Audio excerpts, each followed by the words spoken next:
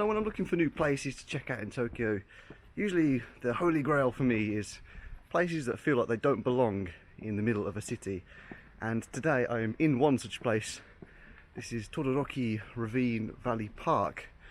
I'm just coming into the entrance now, and as you can see probably behind me, the city fading away into the distance, and I'm becoming more and more enveloped in trees. So I'm hoping that this is going to be one of my new favourite respites in Tokyo from all the crazy city madness.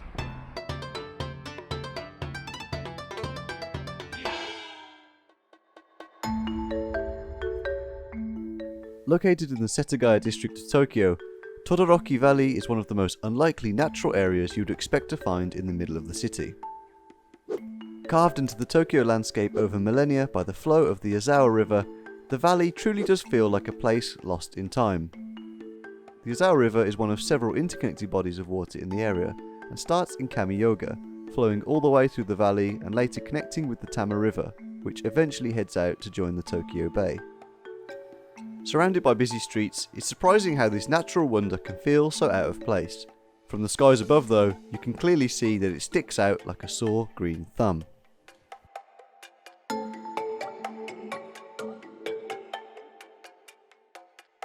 Upon arriving at the north entrance, there is an interesting set of signs on display. They describe how the terrain of the valley causes a roughly 2-degree drop in temperature from the outside world. This is shown in real time by the readings from two sensors, one placed in the valley and the other on high ground outside the sanctuary of the trees.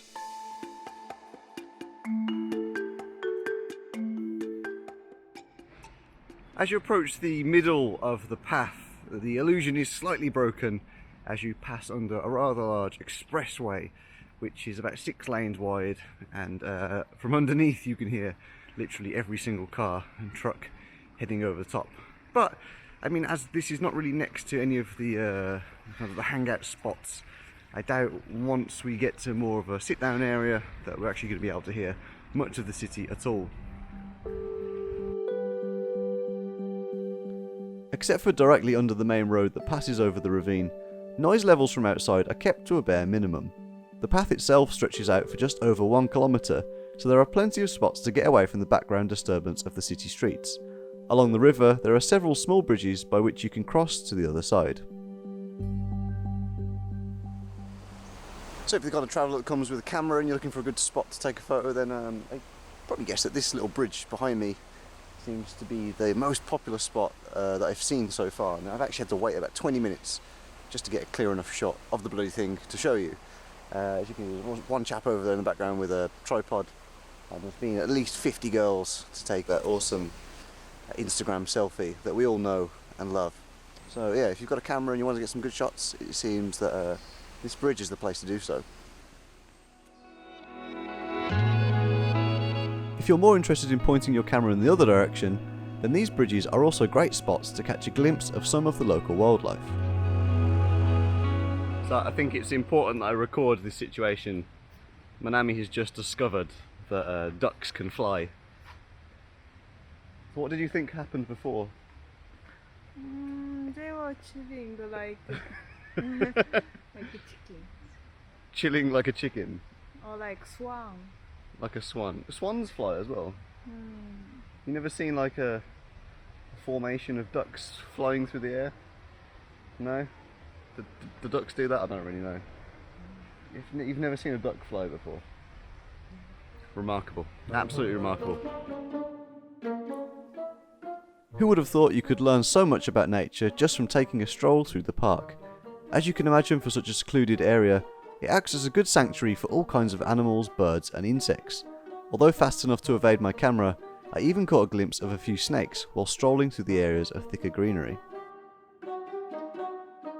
So right now I'm in the open space, which is here on the map, and it's bang in the middle of the Todoroki Ravine Valley Park. And as far as map descriptions go, I think open space is pretty goddamn accurate, because there is literally nothing here. If I just pan around, just open space. So to be honest, I don't even know really what I'm filming, so let's go find something interesting. Not far from the extremely uneventful open space lies something that is mildly more noteworthy. the only natural waterfall to be found in Tokyo that doesn't require a long train out to the countryside.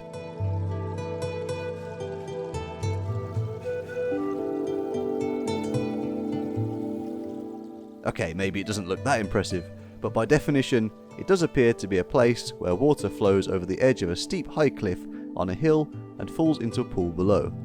Not my words, but the words of collinsdictionary.com. If you get a little hot from all the excitement of learning lots of obvious things about nature, or witnessing water trickle down a wall with less force than a leaky tap, then you can cool off at this little hut located around the centre of the valley path.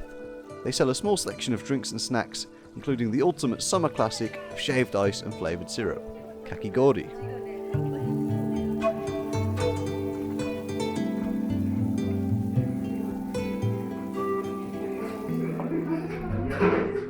Now that is kakigori. What flavour did we get?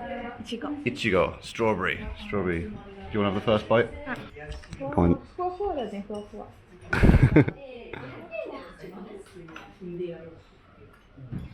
Nice, that's good.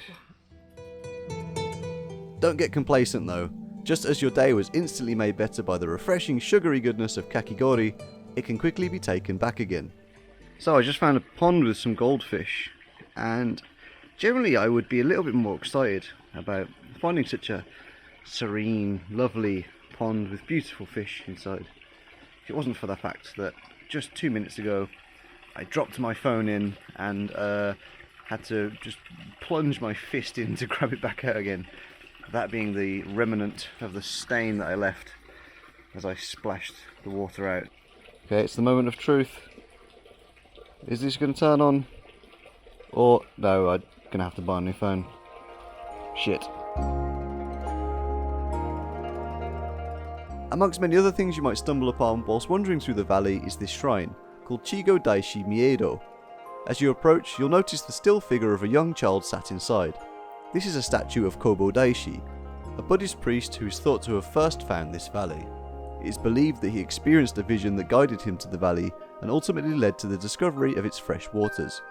Kobo Daishi is also credited with being the founder of the Shingon sect of Buddhism, and perhaps more notably, inventing the Japanese kana, part of the country's writing system that is still used to this day.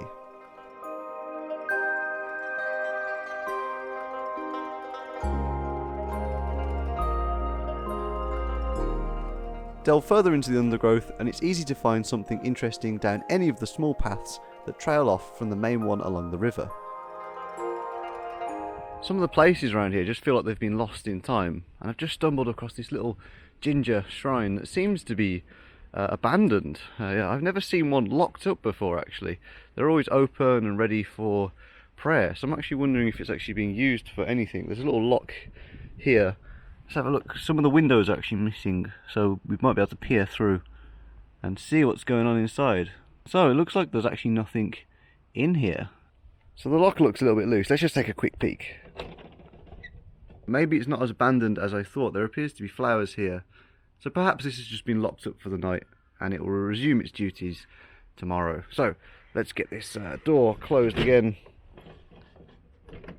Locked up, and nobody is any the wiser. At the end of the path is a small Japanese garden, which can easily be seen in its entirety within about 10 minutes.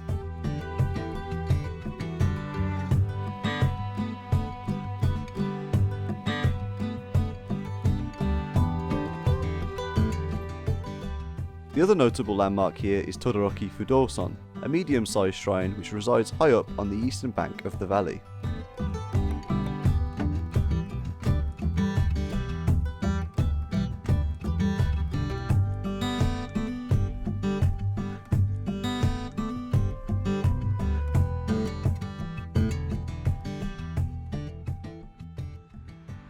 How long have you lived in Tokyo for? 10 years? No, 12 years? No, without I was living in London for 3 years. So, except that, 9? That's a very long answer. So you've lived in Tokyo for 9 years? Have you ever heard of Todoroki Valley before? No. And did you expect that this kind of place would exist in Tokyo? No.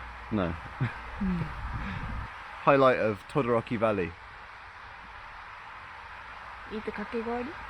Eating kakigori. That's the highlight of every place though, right?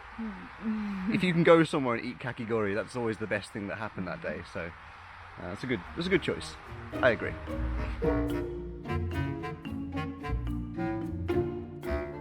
If you're easily pleased by frozen treats, then you're guaranteed to like at least one thing about Todoroki Valley. Even for the more battle-hardened traveller, the charms of this curious valley are many, and I think that it would certainly be a worthy addition to any Tokyo travel itinerary.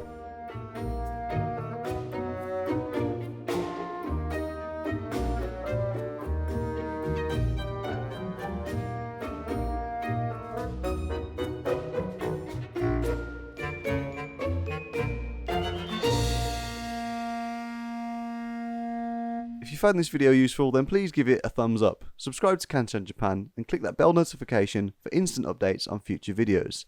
Thank you all for watching, and I'll see you in the next video.